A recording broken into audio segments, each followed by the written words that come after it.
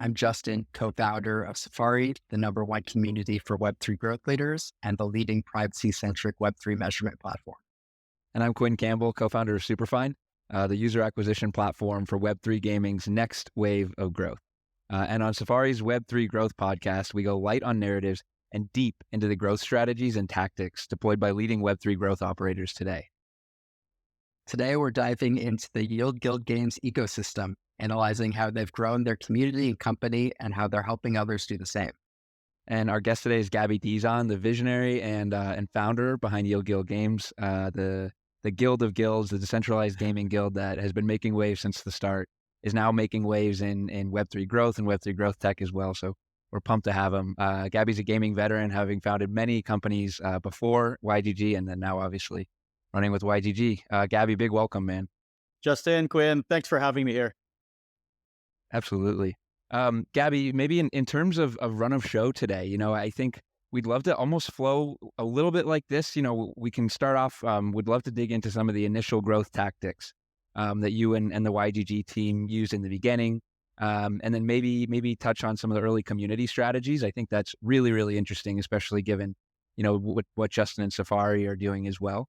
And then would love to start to double click into UA, and I'll ask a bunch of questions around, how you're thinking about the future of user acquisition in Web3 and how we're kind of seeing things evolve there. And then if there's time left, it'd be really cool to dig into some late community strategies, and how questing, like deep funnel questing, is really going to start shoving people, moving people through the funnel more efficiently. And yeah, sounds great. So, beautiful. So then we can just jump right in, man. Starting on the early growth tactics side. So, you founded YGG back in late 2020, I believe. That's right.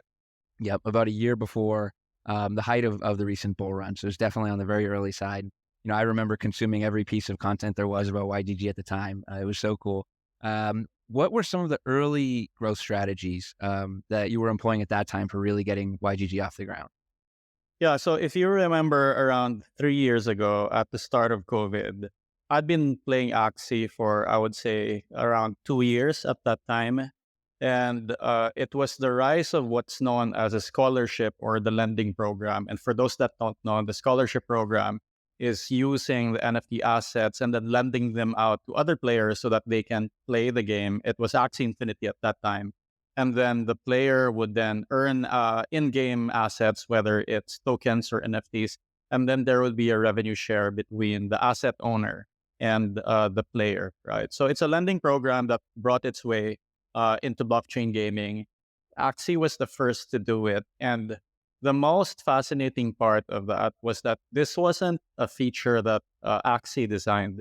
It was something that the community discovered because of the permissionless assets that were in the game. So that was always fascinating because people automatically assume that, Axie engineered this as a growth tactic. But what happened was that, there's two ways to log into Axie, the game. One is that you have your user account, you can put in your username and password.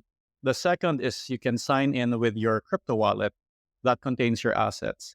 And a lot of community members had been breeding Axie, so breeding two different kinds of Axie so that they can create new NFTs.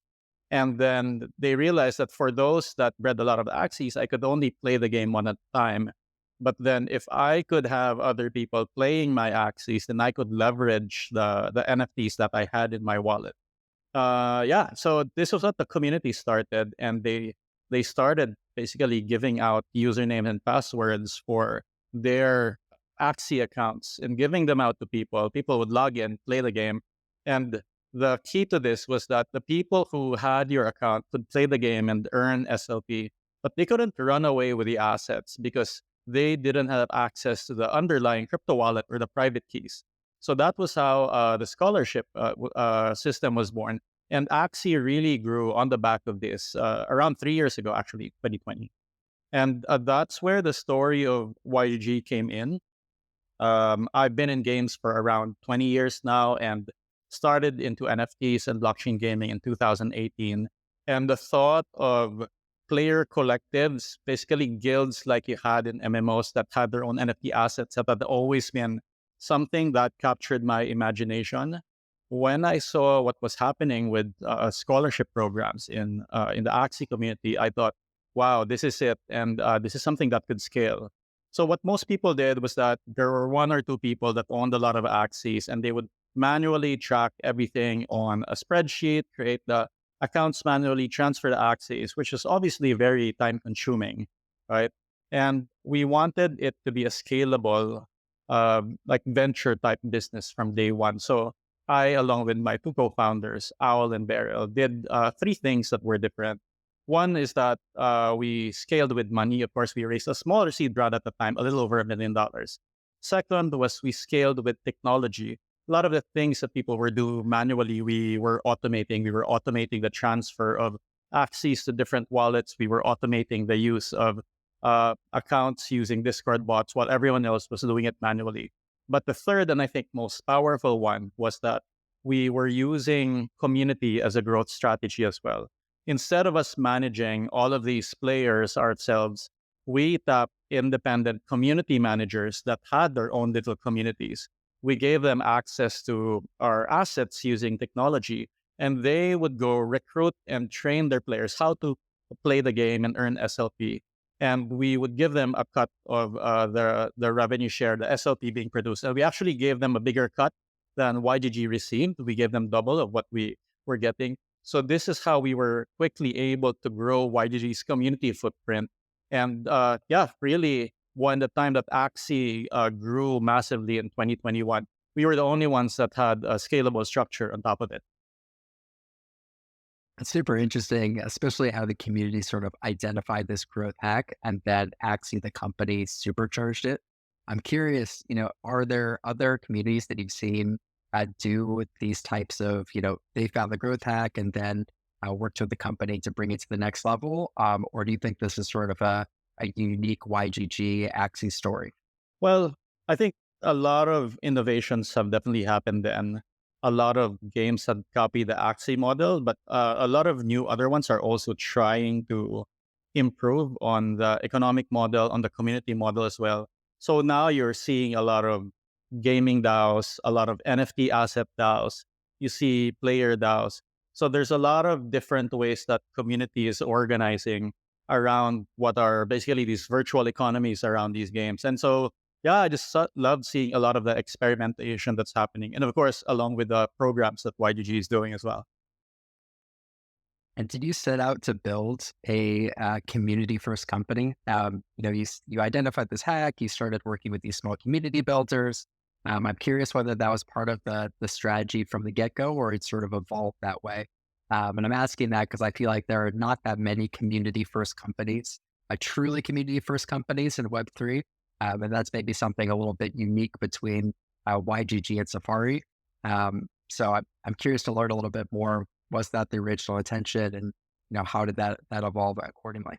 Yeah, that was the original intention, and to do this, we kind of set up in a manner where our company itself is not a company; it's an association, and there's no underlying equity. All of the stakeholders own tokens. So there's only one class of stakeholders, the YGG token holder, which includes our community, of course, our investors, the founders, the team. And that means that the incentives are aligned across the different stakeholders with one asset class rather than having equity, having tokens, having NFTs. So everyone is aligned that they would want ownership of the underlying tokens. Gabby, I think I'd love to kind of double click on this a little bit. There's something really unique about having both of you guys, both you and Justin, on this podcast together, because community-led growth has been so central to Web3. Since the start, it's largely been B2C community-led growth, and I think at YGG you were definitely doing a mix of both because of this guild of guilds kind of mechanism. And then obviously, I've always been kind of obsessive about following what Justin's been doing with Safary. I think it's so cool. I would love to get both of your opinions, actually. Gabby, maybe you first, around the differences between B2B and B2C community building in Web3. How, and any unique challenges around the B2B part, and whether you see that as something worth pursuing for somebody just starting to spin up a B2B growth, Web3 growth company today. Yeah, so if you look at the the one of the mantras of YGG, it's always been Guild of Guilds, which means that we want to be a protocol that enables different groups in Web3. So, of course, to do that to best, you start with your own guild to show people how it's done, and you kind of have your first customer to build your, I would say, your tools around, your platform around. I see one or two typically. One is that there's a guild that wants to operate, or they want to be the platform but not have the guild. So it's very intentional for us to want to be a guild protocol, an enabler of groups in the long term. But having our guild at the forefront at the start makes sure that we're kind of able to push out the innovations and have our own guild to test these things on. That's awesome. Justin, how do you think about the B2B community building side when it comes to growth? I mean, I said this before, but I really think that community is a superpower for B2B companies. Or sorry, yeah, community is a superpower for B2B companies. Because really the way that I think about B2B buyers today is that a lot of people think that they're just kind of sitting around thinking about what tools to buy. But also platforms are becoming much more commoditized, easier to build. And what B2B buyers really want is to grow their career and grow their network within their industry. And I think the community serves these really two important needs for B2B operators like all of us in a way that a company's product cannot. And so we lead with the needs that they really have. They're really innate to helping them grow their career. And then through that, we really win trust with these B2B buyers and key stakeholders over time. So we're really playing the long game with the B2B community. We're thinking about how can we accelerate different people's careers, connect them to the right people, and over time, hope that they'll repay the favor by using our platform. But I think that, to address your question, Quinn, about the unique challenges of the B2B part is I think that there's always going to be this tension between product and community. And that the more you push your product within your community, the more the community is like, this is a really authentic community. You're kind of trying to extract value and get something from us. And maybe that exists also in B2C communities. Curious if Gabby has thoughts on that. But I think that there's always this tension. And for us at Safari, we've really leaned heavily on the community for community's sake part. But now that we've also launched a product, we have to think more strategically about how we do a little bit of both and push our product at very discrete times while still creating this really authentic community of people, sharing insights and learning alongside each other. Yeah, we see that tension as well. And I think it's going to be innate to every product or platform with a community-based focus. And honestly, there's probably no easy answers there. You want your community to grow and they don't feel like they just want to be sold to, right? The community should stand on its own. So yeah, it's something that is, I think, tricky, and probably for product leaders, for founders, you should start by listening and figuring out from there. I actually don't have any silver bullets on that one. I don't think they exist. It is interesting, Justin, that you outlined kind of growing, helping people grow their career and their network, because to some extent that resonates with some of the job board of the internet, kind of descriptors of YGG that I know Gabby you've used before. So there's some cool similarities there. Anyways, yeah, kind of moving forward from community. YGG certainly evolved so much, both on the community side and on the company side, and obviously the product offering side as well. And we definitely want to talk about Superquests for sure. But you've touched players, partners, investors, different companies in the growth stack, different games. Which persona throughout all of this has been really the most difficult for you to keep engaged? And are there any that you're still working on tackling today, or do any major silver bullets come to mind? Any unique stories about actually aha moments for engaging certain personas? Yeah, so I'd say that we have three very distinct audiences. One are the games themselves that we work with, the ones that we work with, buy assets in. Second are our community, the ones that like to play the games, the ones that kind of make our community programs come alive. And the third is the crypto community and the crypto investors. So the way that we set the communications narrative and tone is actually very different for each.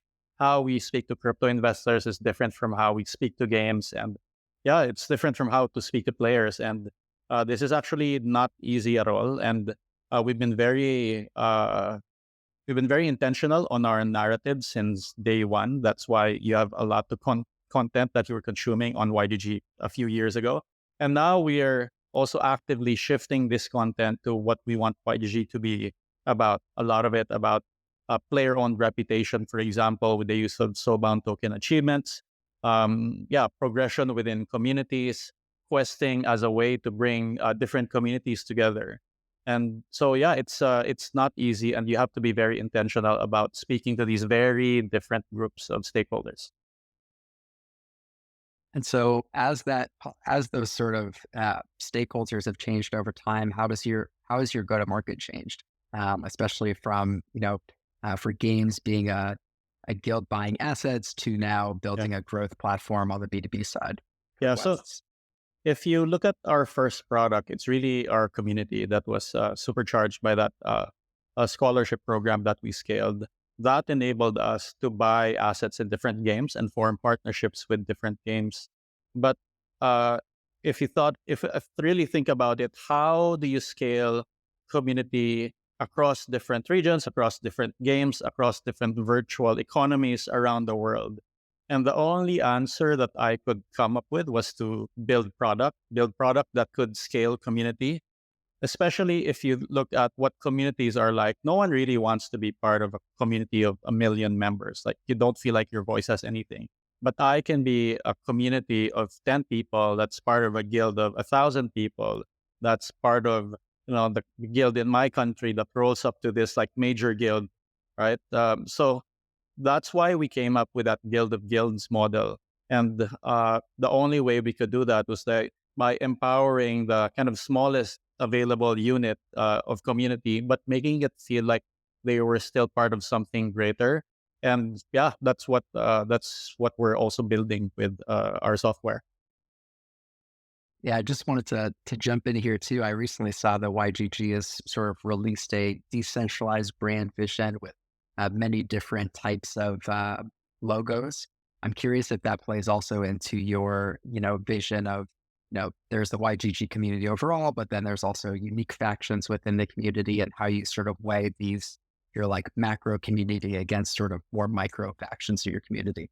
Yeah, I think we spent around 8 months figuring out that new brand identity because it wasn't just a new logo for YDG. If we were thinking about what does a decentralized community mean and how does that play into the identity, so we came upon an identity system that people can basically have these like rune Legos that they can use to create their own visual identity. And the YDG logo itself is the first expression of that. And we released basically a PSD that contained the shapes so that people can make their own logos out of it. And the plan is to make a software tool that can make that easier. But when we unveiled this logo at GDC this year, what surprised us is that our community members were like, "Give me that," and started creating their own community logos already. So we've seen over 20 of the sub guilds within YDG create their identities, and this is something that we're going to reinforce further to create basically on-chain group identities on the internet. And also, with that, I'm curious whether there are any communities that you got inspiration from when you're creating your sort of decentralized brand vision. One that comes to mind as you're speaking was like how Pudgy Penguins created like all those like GIFs across the internet, and their community just like totally ran with it and took over Giphy. So I'm curious whether there were certain communities that came to mind for you guys that sparked your decentralized brand vision. I think Pudgies are super cool. I think Nouns are super cool as well. But even if you look at older uh, community structures, all the way from maybe medieval guild communities to how business communities, decentralized communities like the Rotary Club, for example, they also are part of like a lot smaller groups that kind of roll up to regional, national uh, chapters as well. So we took a look at a lot of these identity systems, and I think the system that we're doing for people organizing themselves is not new in itself. What's new is that you're able to organize these groups, bring their identity and their assets on chain, and make that into a composable asset. So I think that's the really new part. Awesome. All right. So Gabby, switching gears slightly, I'm super excited to really start to dive into the future of UA, future of growth, future and Web3 growth tech kind of portion here. And to kick off, I would love for you to tell us more about deeper funnel questing. Tell us about SuperQuest and your thesis here around building a more long-term engagement questing versus kind of a top of funnel questing system. Sure. So I come from the free to play space. And if you look at mobile free to play in the last 10 years, a lot of how your product does well basically depends on how you can scale user acquisition in those games. And honestly, in my mobile career, we were not really able to hit that scale. A big part of it is I think I started my mobile game studio in 2014. A lot of the winners of that era were already defined by then, the Supercells of the world. And that was actually led me to figure out, what's new, what's the new technology that can usher in kind of a platform shift in games. And that's what led me to NFTs and Web3. So when Web3 started growing, especially 2 years ago, my mind really shifted to, okay, what is the growth stack going to be like? Who are going to be the winners in this space? And the biggest difference between Web2 growth and Web3 growth is that Web2 growth is very kind of platform UA dependent. There are the big platforms like Facebook and Google. There are the ad networks, and none of them really solve for community, right? Which is really the cornerstone of Web3. So the main question in my head, and I think both of you can really resonate with this, is that what does it mean to have a growth oriented community? Yeah, and that was the question that's been stuck on my mind ever since very shortly after founding YGG. And one of the conclusions I came to was that a Quest is the native ad unit of Web3. If you look at Web2, you have your static ads, you have your video ads, you may even have your playable ads. All of them lead to the install, right? And I think that when you're thinking about community-based growth, it's not just about the install, it's about what are people doing post-install and how can you actually help retain people for a long time with the use of community. And I saw this firsthand with my experience in Axie. It was community that really got a lot of people going. And it was namely the different roles that people could play within the Axie ecosystem, whether you're a player, a guild manager, a scholar, an esports player, a content creator. There was something in there for everyone to play according to their strengths and interests. And yeah, that was the most interesting thing to me. So coming back to YDG, I was thinking about how can we help organize guilds so that they can form together, do these different kinds of things that can help grow a community, but use different kinds of strengths and then incentivize that so that people will help each other grow a community.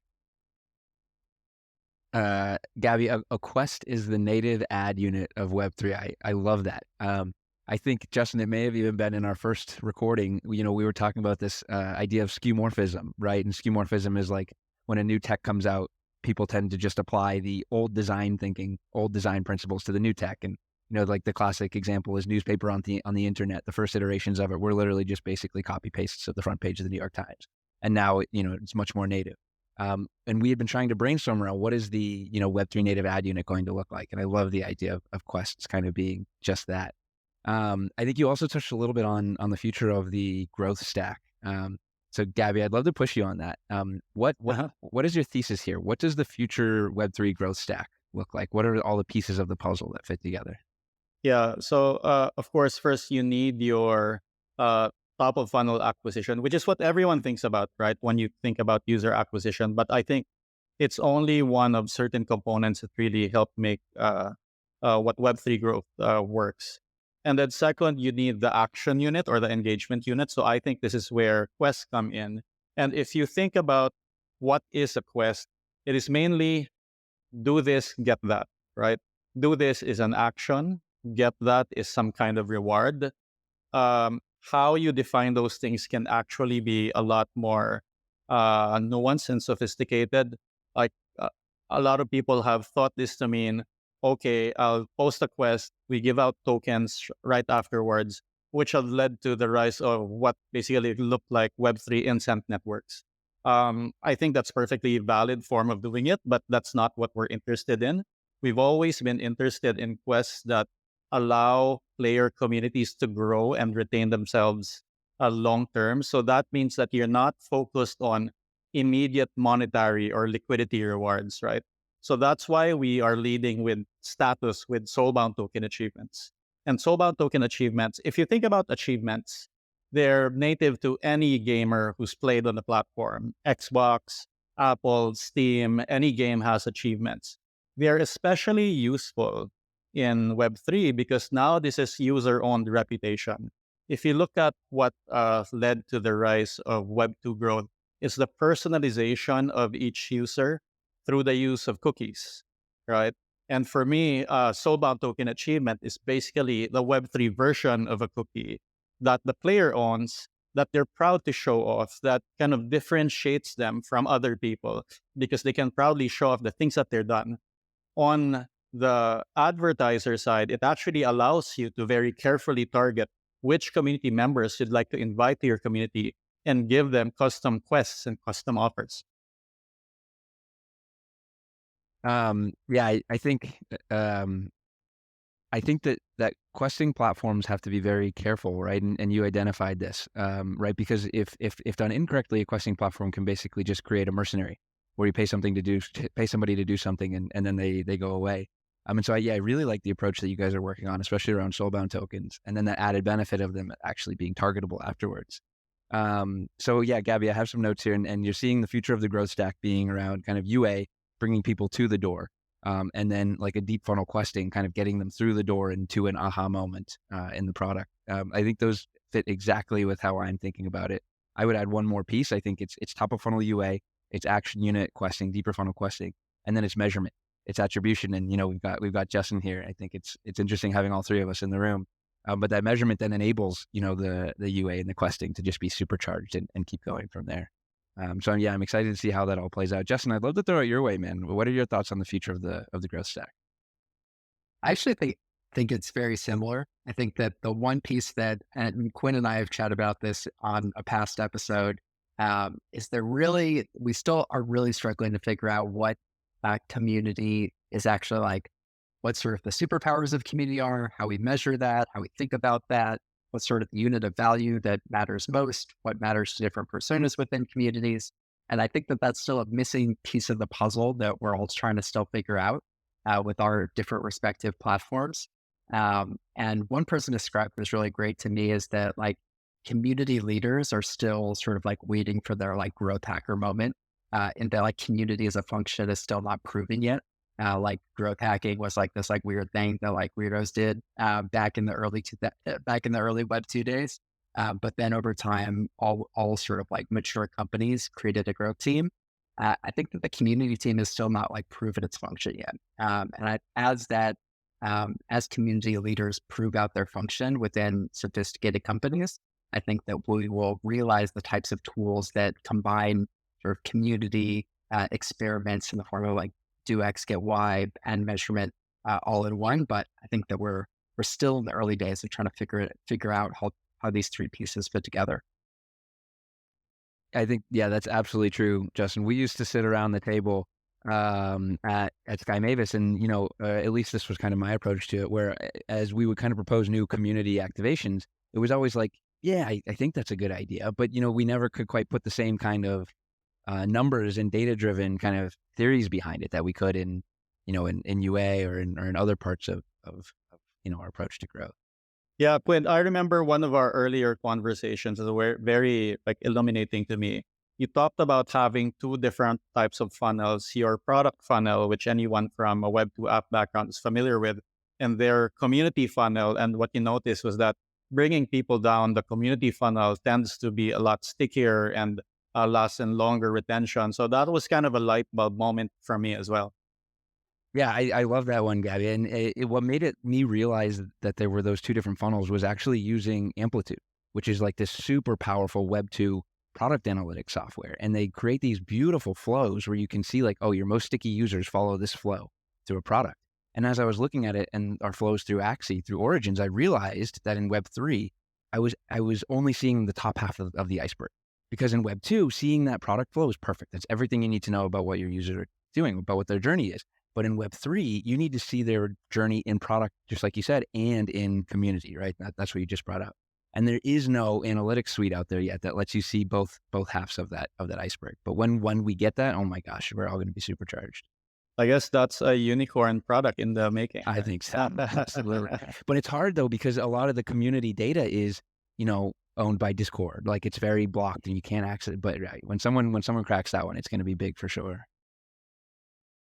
I want to double click a little bit more to Quest, Gabby. I think there are a lot of Quest skeptics out there, and I must admit I might be one of them. And there are a few different components here, right? There is the users who are doing the quests. There's like the actual product that is trying to be evangelized through questing. And then there's like the marketer and the platform, the Quest platform itself. They're kind of designing the quest. And a lot of people seem to blame the users and say like, this is just something that's all for airdrop farmers and like there aren't real users that are getting value of it. But I wonder, would you place the blame elsewhere? Would you say that, the types of products that Quests are evangelizing right now are not interesting enough to users, and that's why we get this sort of asymmetric value exchange? Or is it about how the quests, at least in their first version, have been designed, and we need to sort of move beyond just the do X, get Y to more multi-step, more complex, more identity-centric quests? I'm curious, how do you think the quests need to evolve from their current state to be something that really becomes that full vision of the engagement and the community of product interplay that you described earlier? Think of your favorite airline or your favorite hotel. That is actually one of the best quest systems. It's a do X, get Y system, right? And you find yourself in the process of, oh my God, I'm going to stay at a Marriott, even though it's more expensive than the next hotel, because it gives me so much rewards and it makes me feel so much better. And every now and then I get liquidity in the form of free hotel stay, right? But Marriott doesn't give you money every time you go to one of their hotels. Like you don't get a free flight every time you fly Delta, right? You get some loyalty, you get some status, and then somewhere down the road, you get the free flight. So I think that the best quest systems are actually going to be purposely designed like the best loyalty systems that you see this day. And if you see what YDG is doing, we're not giving immediate liquidity to our quest system, which is basically different than 99.9% of the quest systems out there. What we're giving first is status in the form of your soulbound token achievement. It not only gives you status, it also builds your long-term resume of what you've done in Web3, what value have you proven. And so it means that doing a lot of these quests builds up your status and your progression within the community.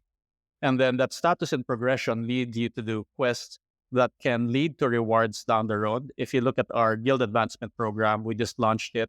It's in season 4. Each season of Guild Advancement program runs for 3 months, which means that you have to wait for 3 months before you actually get tokens for the quest that you've done. And this is done very purposely because it actually just scares away 99% of the airdrop farmers who think, oh, I need to do actual work, right? So that I can earn these tokens, I can earn these badges. So what remains in our community are those who are naturally interested in doing the task. The reward obviously matters to them, but they are there because they actually really want to engage with whatever game or whatever program we have in our questing system. And I think that's going to be the future of questing. It's not microtask, mechanical Turk. I'm going to click on this button in this game and I'm going to get $1, $2, right? Yeah.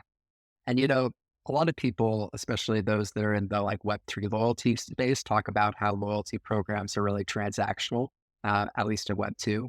Sort of as you're mentioning with the Marriott example, I think that we've all experienced some of these like really kind of boring Web2 loyalty programs.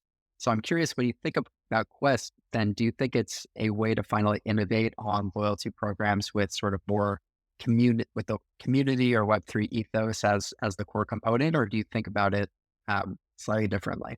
Yeah, absolutely. The superpower of what we're doing is that we're organizing communities who already intrinsically want to do the task. They want to play this game. They're organized as a group. And now there's an incentive structure, not just to give them rewards, but to give them status and progression in the virtual society that they care about. And that's really important because like, yeah, people want the status. Like, for example, I'm an Axie OG. I want people to recognize me as an Axie OG, especially the newcomers coming in and then say, oh, this guy is a Mystic Axie, or look at his Axies, they have level 10 AXP. So progression, I think, is a really key part of long-term retention for communities, both status and progression. And these are systems that we think heavily about and design into our community programs. There is one piece there that I want to double click into. So in a past life in Web 2, we built out experimentation platforms, and that was a core focus for me. So I was really focusing on, those do X, get Y incentives to incentivize the types of actions that we wanted to see in our marketplace. And you're saying that, one of the beauties of these Web3 loyalty requests is that you want to, people already want to play the game and you want to incentivize certain actions that they already might want to take. But at least a core focus for us in the Web2 sort of do X, get Y world was we didn't want to financially incentivize people who would have taken the action anyway with those sort of financial rewards. And I'm curious how you think about that in terms of how you think about wanting to both people should have an innate interest in the game, but at the same time, you don't want to give financial rewards to people who would have done that action or would have played the game without financial incentive. Yeah, but it's a really good question. I think that if done incorrectly, doing financial incentives can replace intrinsic with extrinsic motivation. But I think there's a way to design it where the rewards are something that is like in addition to the motivation that they have. But that said, like that's not easy, honestly, and this is something that among the like a lot of incentive designers in the world, it's probably game designers and loyalty system designers know how to do best. If you look at, for example, even like casino loyalty systems, they're really great at showing off status, making you spend more money. And it's not necessarily in the value of the money that you get back that determines like how happy you are. It's that perceived value of what you're getting, right? So that's why I've never been like a big believer in, for example, cashback systems. Cashback systems are like, it's too straightforward and it just looks at the percentage value of like the money you're spending being given back. But that perceived value, because everyone wants different things, right? And if you can hone through player targeting what these people perceive as valuable to them, then you can give them stuff that they value more than the actual dollar amount that it costs to give them that. Gabby, I know we're attending a games growth breakfast in Token 2049 week, and the focus there will be discussion around specifically UA in Web3, UA for Web3 games, right? I think it's a smaller pocket of games that have ad spend already allocated, but for the ones who are there, it's a challenge, So, Gabby, you have deep experience, obviously, in Web3 free to play, or excuse me, in mobile free to play, and UA is just such a core part of growth there. I'd love to hear any thinking that you have.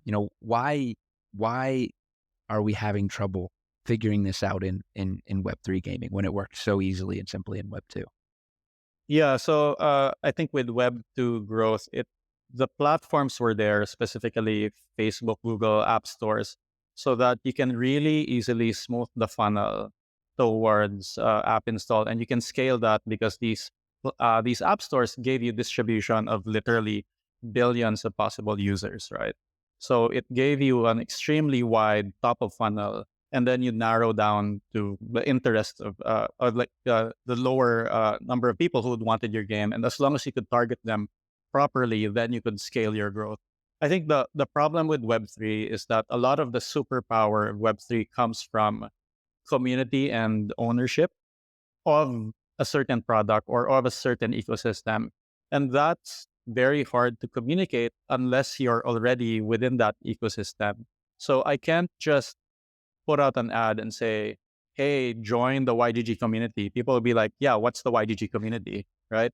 Like they have to experience the game, whether they're playing Axie, they're playing League of Kingdoms, they're playing Digidaigaku or whatever. And then you can say, hey, join this community and it will really enhance your experience playing this game.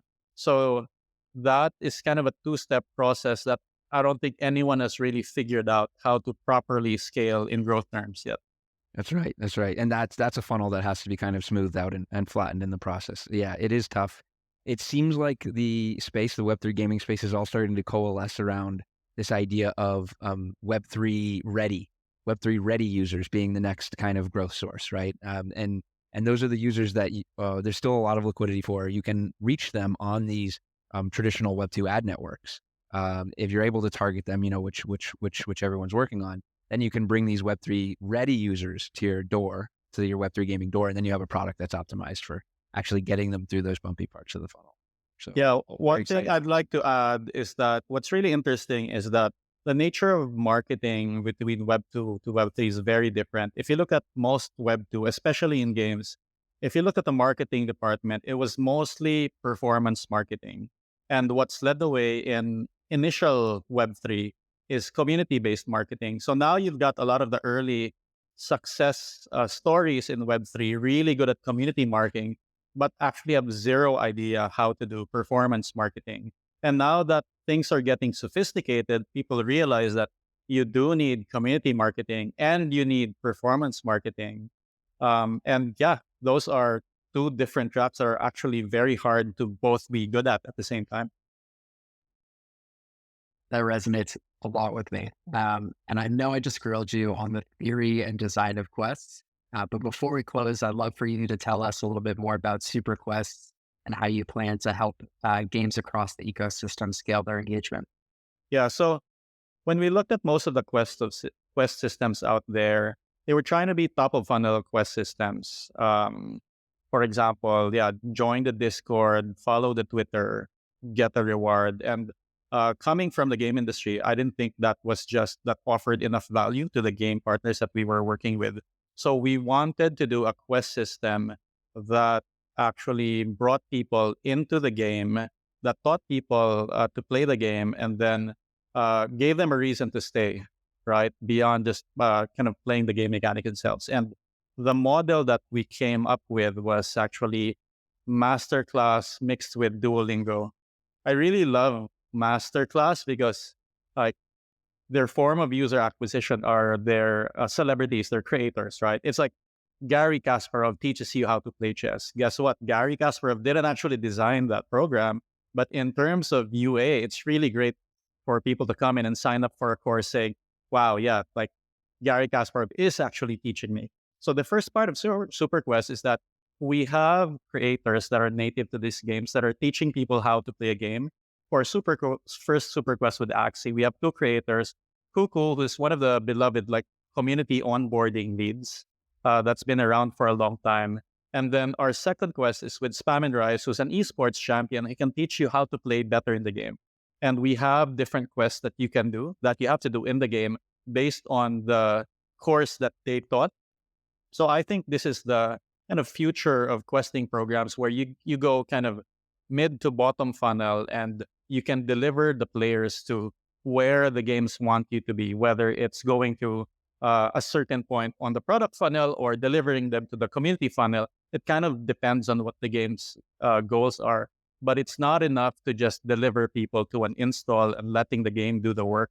I think that at some point you need to have content creators, you need to have community, you need to have quests kind of help you bring those players to where you want them to be. Yeah, I think that there's something very beautiful about that, and really excited. And thanks again for joining us. And to all our listeners, we really hope that you enjoyed this episode of the Web3 Growth Podcast by Safary. Yeah, Gabby, big thank you from me as well, and to all of our listeners. If you guys are a fan, please be sure to show us your support. Subscribe, like, leave us a review on Apple Podcasts, Spotify, YouTube, FM radio, wherever you're tuning in from. And Gabby, before we close out here, tell our listeners where they can find you, or what they should be on the lookout for from YGG next besides SuperQuests. Yeah, sure. Go on yieldguild.io to see what our different quest programs are like. Check out our Twitter at yieldguild or discord.gg/YGG to interact with our community. Thanks so much, everyone, and we'll see you next time.